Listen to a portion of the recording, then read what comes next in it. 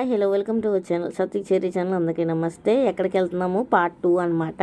దీని పార్ట్ 1 ఎవరైనా చూడకపోతే లింక్ కింద ఇస్తాను, దాన్ని క్లిక్ చేసి అయితే చూడండి.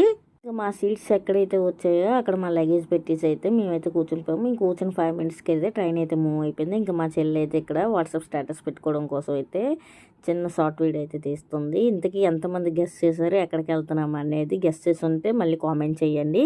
చాలామందికి ట్రైన్ చూస్తేనే అర్థమైపోయి ఉంటుంది అనమాట మేము ఎక్కడికి వెళ్తున్నాము అనేది. నేనైతే లాస్ట్లో చెప్తాను.